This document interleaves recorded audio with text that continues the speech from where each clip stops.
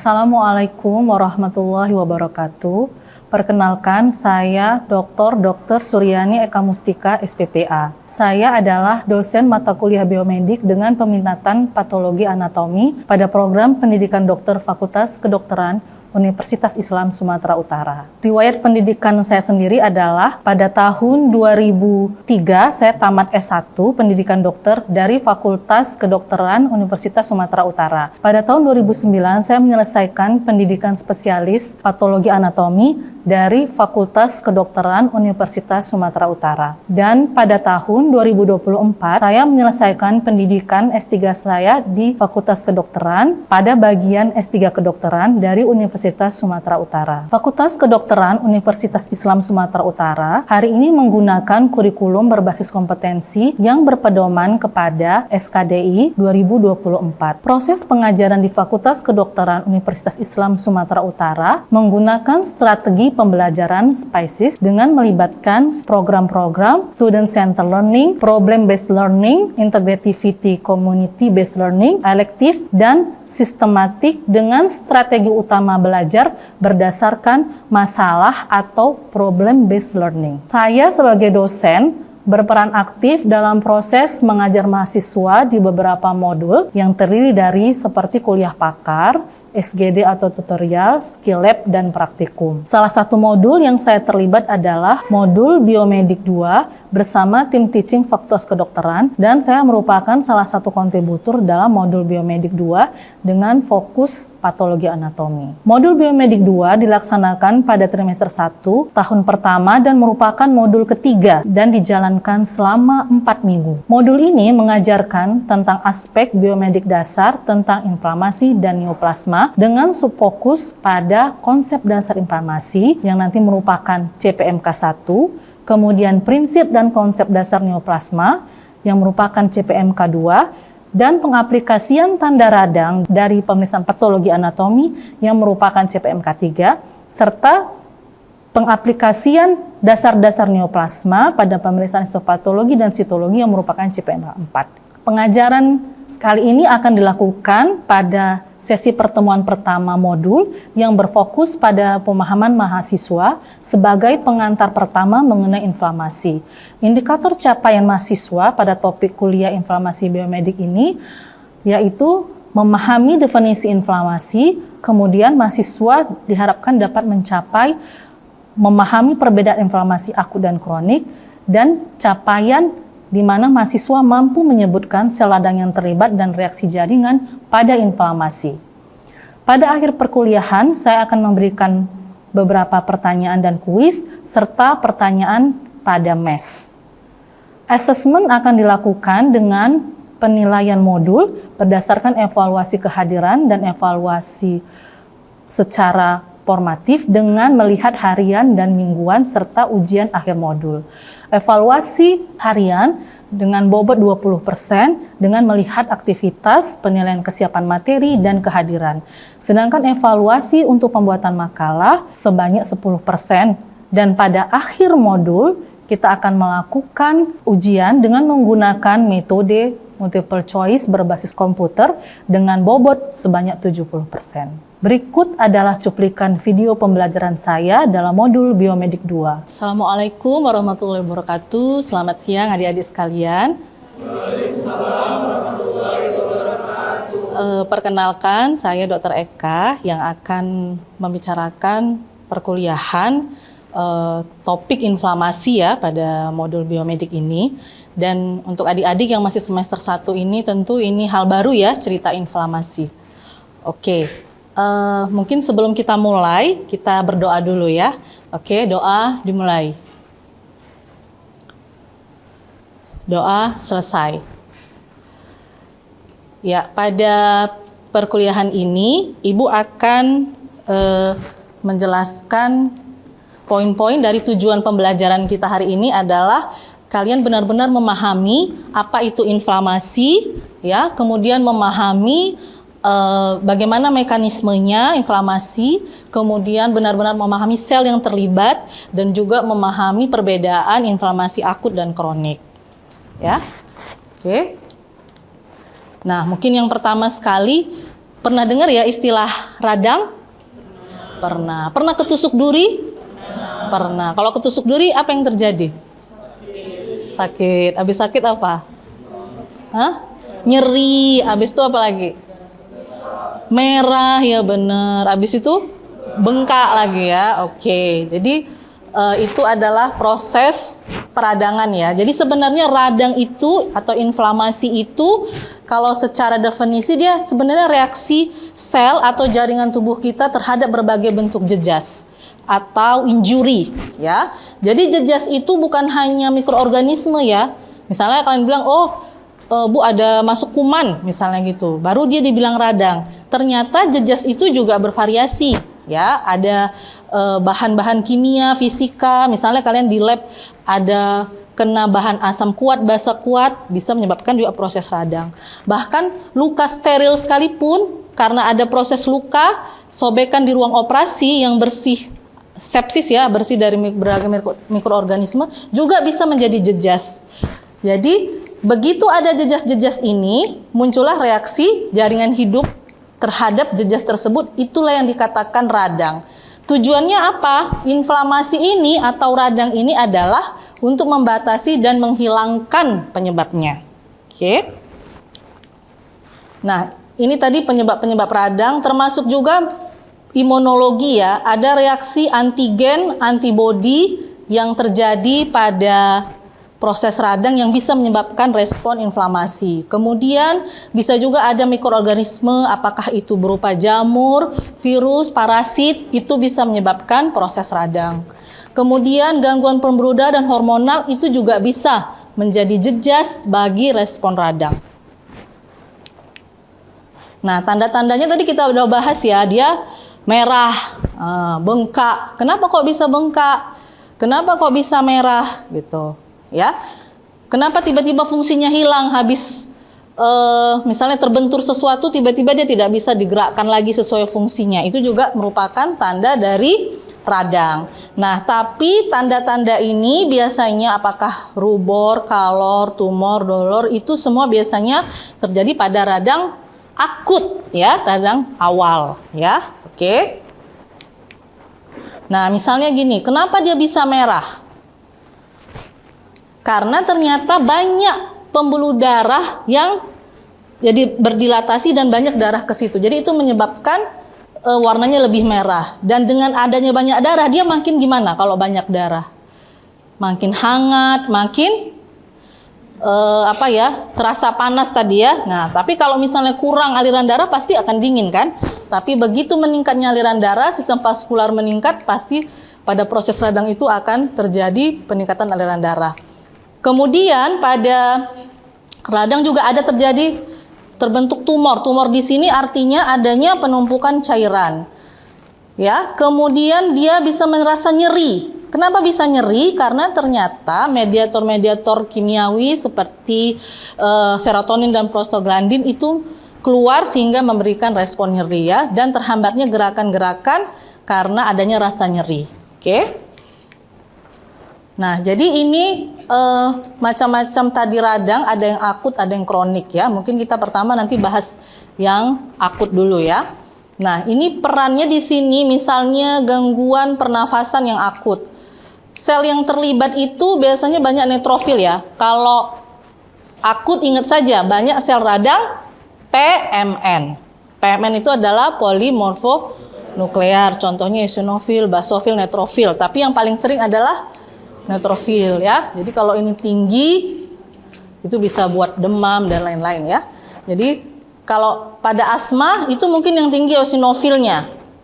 Tapi kalau misalnya akut glomerulonefritis ya bisa dengan neutrofilnya yang ada dan beberapa jumpa memunculkan monosit. Jadi dia dari beberapa penyakit yang akut-akut ini ya, reaksi selnya itu berbeda ya. Termasuk juga kalau terjadi septic shock ya. Ini misalnya demam yang sangat tinggi, anak-anak ya sudah lama sakitnya, dia yang meningkat memang sitokinnya. Nah, sedangkan kasus-kasus yang kronik, misalnya tadi asma juga ada yang prosesnya kronik. Kalau sudah kronik dia memang tetap eosinofilnya terlibat dan imunoglobulinnya terlibat. Tetapi pada artritis tentu dia lebih banyak yang terlibat adalah MN. MN di sini bisa monosit, bisa limfosit ya. Jadi makrofagnya mulai banyak, limfositnya mulai banyak ya. Jadi itu juga mempengaruhi. Jadi kalau diperhatikan di sini mulai makrofag. Misalnya orang pulmonary fibrosis. Pernah dengar pulmonary fibrosis waktu COVID kemarin rame nih ya. Biasanya dia kalau mantan penderita TBC atau penyakit paru yang kronik, sering itu biasanya bisa beberapa bagian parunya itu mengalami fibrosis, sehingga begitu dia kena serangan COVID dan lain-lain, dia akan sangat mudah atau lebih sulit ya untuk menyelesaikan parunya, untuk melakukan perbaikan sebagai fungsi radang tadi ya. Jadi sebenarnya radang itu untuk mau memperbaiki tujuannya ya. Jadi ini dia makrofag dan fibroblasnya akan banyak. Nah, jadi kalau yang kronik tentu yang akan banyak adalah sel radang MN. MN itu apa aja? Limfosit dan monosit ya. Oke. Sampai di sini ada yang mau ditanyakan mengenai radang akut dulu? Cukup ya? Paham ya kira-kira ya? Oke. Nah, ini kita lihat lagi makin lebih jauh lagi. Apa sih perbedaan akut dan kronik secara umum? Ini masih umum dulu ya, nanti kita akan bahas yang kronik sendiri. Kalau omsetnya tentu awal terjadinya, kalau dia akut hitungannya menit dan jam, kemudian hari pun hanya kira-kira setelah 72 jam. Tapi kalau yang kronik dia hari, biasanya setelah 72 jam itu sudah mulai sel-sel yang kronik berperan aktif. Ya, neutrofilnya biasanya yang banyak kalau akut, sedangkan kalau di sini sudah mulai peran-peran monosit seperti makrofag dan limfosit. Ya. Jejasnya juga perubahan pada jaringan biasanya nggak ada, dia sembuh sendiri atau ringan kalau pada yang akut. Tapi kalau dia sudah kronik biasanya lebih berat dan ada perubahan jaringan. Ya, kemudian tanda-tanda pada kelainan itu ada yang menonjol, ada yang tidak menonjol ya. Jadi ini secara umum ya kalau kita lihat gejala-gejala kasus akut dan kronik ya. Jadi kalau dilihat di sini perubahan jaringan itu ternyata banyak pada kasus yang kronik ya. Jejas dia ada perubahan ya. Jadi misalnya kalau kita lihat secara jam ya tadi ya, sel radang itu kan bereaksi misalnya neutrofil dulu, baru nanti setelah 72 jam baru ada limfosit ya misalnya. Jadi kayak misalnya kasus-kasus forensik patologi itu yang biasanya ini dia dipukul misalnya jam berapa, atau lukanya itu jam berapa misalnya ya, apakah ini proses kronik dan akut, itu kadang-kadang membutuhkan pemeriksaan ini juga ya. Kalau misalnya kalian pernah dengar kan kasus-kasus dia dipukul atau terjadi luka itu pada jam berapa, itu bisa nampak, bisa membantu dengan kita menggambarkan sel radangnya pada jaringan tersebut ya. Jadi kadang-kadang beberapa kasus forensik itu bisa dikonfirmasi ke bagian patologi untuk melihat, oh ada ternyata yang masih, oh ini sudah lama, oh ini udah baru gitu. Ini masih neutrofil yang berperan. Oh ini sudah limfosit atau makrofag. Jadi kalau dia sudah limfosit dan makrofag yang terjadi itu pasti sudah lama prosesnya. Ya kan? Itu ada delik hukumnya seperti itu ya, kira-kira. Oke. Nah, jadi ini tadi apa saja yang terjadi pada proses peradangan, kita lihat lagi lebih jauh ya. Tadi kan sudah banyak sitokin-sitokin yang terlibat. Jadi leukosit tadi ya, ini peran-peran awal ya secara biomolekuler ya, kita lihat ya. Dia pertama lengket ke sel endotel ya, dia mau sudah ada kode-kode, sinyal-sinyal, oh ini ada proses peradangan ya. Jadi mulai dia mengikatkan diri di sini, kemudian dibantu dengan adhesi yang kuat ya. Kemudian tapi di sini udah mulai aktif sitokin ya. Nah, di sini dia sudah bisa menembus pembuluh darah ya untuk mendekati sumber mikroorganisme ya. Jadi dengan gerakan-gerakan tertentu sudah bisa dia menangkap bahan-bahan yang tadi ditangkap oleh si makrofag tadi. Jadi aktivasinya saling berhubungan. Jadi dari awal di dinding pembuluh darah sudah berkonek dengan makrofag yang nanti akan memasukkan sari-sari bahan-bahan mikroorganisme tadi supaya dibunuh ya. Jadi seperti ini kira-kira contoh, dia bisa keluar dan bisa mendekati sumber peradangannya ya. Ini sudah otomatis tersistem di dalam tubuh kita, ya. Oke, jadi tetap sitokin-sitokinnya ini sangat berperan. Nah, mungkin untuk berikutnya kita akan melihat video. Kalian lihat ya video supaya semakin jelas pemaparannya. Silahkan ditonton dulu videonya. Acute inflammation is made up of two major components, the vascular component and the cellular component. The term vascular refers to the blood vessels, which are made up of endothelial cells surrounded by smooth muscle. Since blood vessels permeate every tissue, carrying circulating immune cells and important plasma mediators like complement, which we just learned about, the vasculature is a critical player in controlling an infection. Nah, setelah kalian melihat video, sekarang kita coba lihat bagaimana gambaran pembuluh darah pada proses peradangan, ya. Nah, pada proses peradangan ini kalau normal kan ada kesetimbangan hidrostatik dan koloid osmotik ya pada peradangan ya. Nah, ketika terjadi peradangan oleh karena faktor bakterial misalnya ya, terbentuk eksudat. Eksudat itu yang kalau dibilang eksudat dia biasanya lebih pus, kuning ya, lebih kental seperti itu ya. Nah, itu tekanan hidrostatiknya meningkat sehingga keluarlah zat-zat bahan-bahan yang ada di dalam pembuluh darah. Nah, ini dia ya. Nah, jadi dia bisa keluar seperti ini sehingga prosesnya itu peradangannya menyebabkan permeabilitas pembuluh darahnya berubah ya. Nah, tetapi kalau pada kasus transudat atau rendahnya protein di darah, dia memang biasanya karena faktor ini osmotic koloidnya yang menurun sehingga tidak ada yang menjaga supaya sel-sel ini tetap di dalam darah. Jadi akhirnya karena turunnya protein di darah atau hipoproteinemia atau albuminnya turun, itu bisa menyebabkan transudat ya. Oke.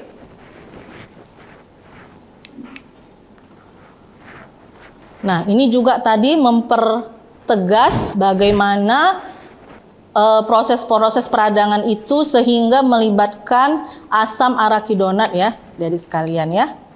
Jadi ini siklooksigenase, lipooksigenase ini berperan dan sekarang sudah banyak obat-obat yang mulai menghambat ini ya, menghambat proses ini sehingga COX-2, inhibitor COX-2 dan COX-1 misalnya. Jadi kalau dia dihambat di sini, peradangan orang itu akan lebih sembuh gitu, lebih cepat sembuh ya.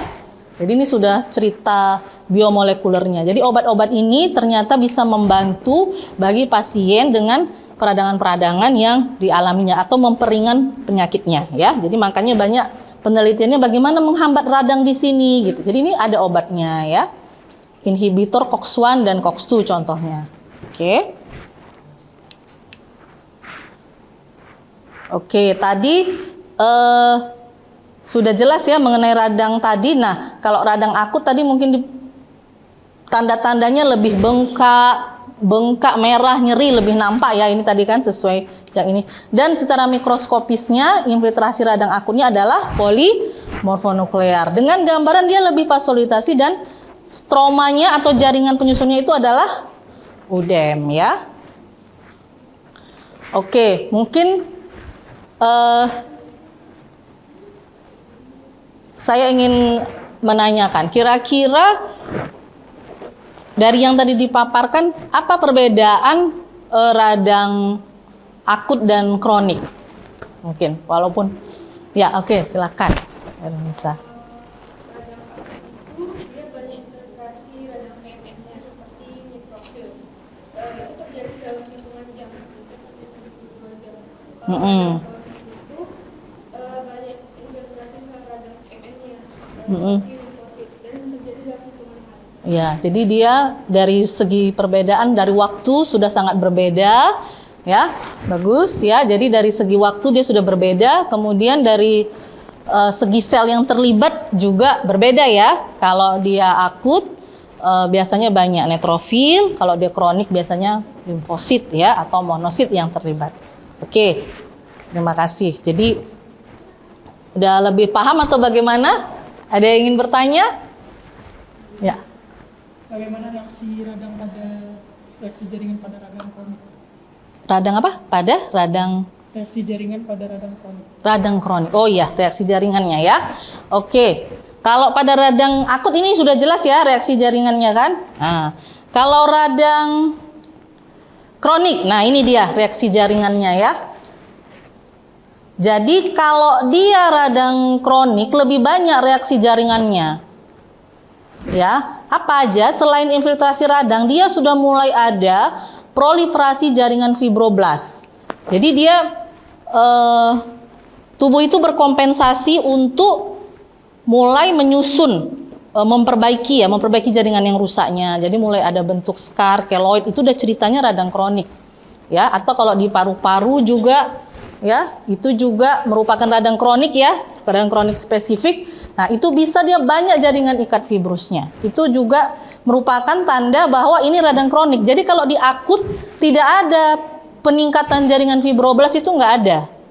Ya, apalagi misalnya dia kalau sembuh total, mungkin hanya membentuk abses. Ya, jadi radang akut membentuk nanas seperti kalian tadi tertusuk duri, ya sudah, tapi jaringannya bisa pulih sendiri kan. Nah, tidak mungkin membentuk bekas seperti itu ya. Tapi kalau misalnya dia radang kronik, ini dia jelas ada proliferasi jaringan fibroblast. Bahkan di beberapa kasus dia bisa neovaskularisasi. Dia bisa membentuk pembuluh darah yang baru ya. Oke. Bisa dipahami ya kira-kira ya. Jadi ini reaksi jaringannya ya. Oke. Nah, kemudian tadi kalau di kronik ini terlibatlah kolagen, jaringan ikat, fibros ya, pembuluh darahnya. Jadi itu biasanya pada yang kronik yang lebih maksimal. Kalau yang di akut ya, proses ini karena tidak terlalu lama ya, jadi langsung bisa diselesaikan oleh tubuh, tidak sampai ada proliferasi pembuluh darah ya. Jadi proliferasi pembuluh darah itu adalah apa tadi? Proliferasi pembuluh darah, peningkatan pembentukan pembuluh darah, yaitu proliferasi namanya ya. Kalian mungkin karena masih semester 1 kan nanti istilah neovaskularisasi apa ya? Nah, neovaskularisasi itu adalah pembentukan darah yang baru. Jadi kalau dibilang pun proliferasi masih boleh. Proliferasi itu peningkatan pembuluh darah baru. Jadi dia bisa karena dia butuh pembuluh darah baru yang butuh aliran yang lebih banyak untuk memperbaiki jaringannya, si radang kronik ini bisa membentuk pembuluh darah yang baru ya. Oke. Jadi tadi ini mikroorganisme yang masuk ya. Tadi berperanlah si makrofag kan? Ya, kemudian sel-sel dendrik. Sel-sel dendrik ini banyak di mana? Contohnya di kulit ya, ada sel-sel massa, hampir di seluruh tubuh juga ada ya. Ini sebagai pengenal. Jadi dikenali dulu mikroorganisme yang masuk, setelah dikenali maka mengaktifkan mediator-mediator seperti sitokin tadi ya yang kita sebutkan. Nah, baru pembuluh darahnya ya akan bereaksi. Apa yang terjadi pada pembuluh darahnya? Terjadi peningkatan permeabilitas pembuluh darah ya, peningkatan permeabilitas pembuluh darah. Oke. Pada peningkatan permeabilitas pembuluh darah, dia akan menyebabkan sel-sel ini mudah keluar. Jadi tubuh secara otomatis akan memberi respon atau kode, oh ada radang di sana, kita harus keluar. Ini beberapa sel-sel leukosit itu perlu ke sana ya untuk memperbaiki jaringan atau membunuh mikroorganisme tersebut. Jadi dia harus keluar dari dinding pembuluh darah kan. Makanya permeabilitas pembuluh darahnya harus berubah. Jadi harus meningkat sehingga sel yang ada di sini bisa keluar. Harusnya tidak boleh ya. Permeabilitas pembuluh darah itu sebenarnya tidak boleh meningkat. Jadi kalau meningkat dia akhirnya keluar. Nah, ini karena ada radang. Jadi dia akan mengejar ke area yang ada mikroorganisme, dia mau mengeliminasi sih, tujuannya mau mengeliminasi atau membunuh mikroorganisme ya, atau memperbaiki jaringan yang rusak tadi. Nah, tapi dengan adanya peningkatan permeabilitas atau pembuluh darahnya jadi vasodilatasi, dia akan menyebabkan juga jadi seperti bengkak ya kesannya. Seperti itu. Jadi ini juga menyebabkan pembengkakan. Nah, adanya peran-peran ini ternyata mengaktifasi beberapa jaringan ikat mengaktifkan fibroblast misalnya ya, fibroblast, sitokin ini. Jadi ini akan menyebabkan matriks-matriks ekstraseluler itu aktif ya. Jadi semakin aktif dia, oh kita harus memperbanyak nih kolagen-kolagennya. Jadi misalnya kalau kalian lihat bekas orang luka tangannya, terus membentuk scar atau keloid, itu berarti dia mengalami radang kayak bekasnya itu. Berarti jaringan ikatnya proliferasi ya, makin padat atau membentuk jaringan baru. Berarti dia mengalami proliferasi fibros, berarti dia mengalami radang kronik ya. Itu sisa-sisa dari radang kronik, jaringannya bisa seperti itu ya. Dan perbaikan. Jadi tujuannya sebenarnya tadi radang itu untuk membatasi atau untuk perbaikan. Jadi kalau kita tidak mengalami proses radang, bagaimana? Merugikan ya sebenarnya bagi kita. Kenapa? Nggak ada demam, nggak ada nyeri, bagaimana rasanya kalau nggak ada proses radang? Nggak ada inflamasi, bagaimana rasanya? Nekrosis, ya nggak tahu gitu nekrosis, tiba-tiba udah mati aja jaringannya ya, nggak tahu. Tidak bisa dibatasi, kita nggak tahu. Kita nggak merasa demam, nggak merasa nyeri. Jadi sebenarnya itu merupakan sinyal-sinyal bagi tubuh. Jadi tujuan tubuh itu adalah sebenarnya untuk memperbaiki atau membatasi radang tersebut. Ya, itu tujuan tubuh sebenarnya. Ya, oke. Ya, oke. Nah, jadi untuk radang ini mungkin bisa Ibu simpulkan sedikit ya. Tapi sebelum disimpulkan mungkin disimpulkan dulu ya. Kita simpulkan bersama bahwa ada radang akut dan kronik ya, yang butuh dibedakan ya. Yang dia radang akut ini biasanya melibatkan sel neutrofil, sementara radang kronik biasanya MN ya, limfosit atau monosit. Nah, kemudian sel-sel yang berperan itu juga melibatkan sitokin-sitokin tertentu, dan pada radang kronik itu bisa melibatkan proliferasi trofoblas ya, termasuk juga misalnya kasus-kasus radang kronik yang spesifik ya. Tapi sebelum Ibu simpulkan, ada yang ingin bertanya? Ya, silakan. Kenapa sih pada proses TBC tuberkulosis itu dikatakan sebagai proses radang yang spesifik? Ya, oke, bagus ya pertanyaannya. Kalian pernah dengar istilah TBC? Nah, itu radang kronik juga, tapi dikatakan kronik spesifik. Kenapa? Karena dia memberikan respon jaringan yang berbeda. Dia trofoblasnya itu, proliferasi fibroblasnya itu semakin aktif ya. Di paru-paru juga dia membentuk reaksi-reaksi jaringan, membentuk giant cell, membangun epiteloid dan nekrosis. Jadi itu adalah proses radang yang spesifik. Ya, jadi reaksi jaringannya beda dan tidak bisa dikasih antibiotik yang biasa. Harus dikasih antibiotik spesimen khusus TBC. Oke. Ya, terima kasih ya. Sepertinya sudah ada respon yang baik dari kalian ya. Oke. Untuk selanjutnya, tadi sudah Ibu simpulkan, ada tugas ya untuk kalian. Silahkan lihat di MES ya, diisi pertanyaan, ada sedikit pertanyaan kuis, silahkan diisi nanti di mesnya ya. Besok paling lama jam 12 sudah harus dikumpul ya, sebagai penugasan dari mata kuliah ini. Oke, terima kasih banyak untuk adik-adik sekalian. Mudah-mudahan bisa semangat ya dengan mempelajari peradangan, karena ini adalah dasar untuk adik-adik kedokteran ya. Oke, selamat siang. Assalamualaikum warahmatullahi wabarakatuh. Waalaikumsalam warahmatullahi wabarakatuh. Demikianlah paparan pernyataan diri dosen dalam rangka kerja Tridharma Perguruan Tinggi dalam bidang pengajaran sebagai salah satu persyaratan sertifikasi dosen pada tahun 2025. Semoga bermanfaat. Assalamualaikum warahmatullahi wabarakatuh.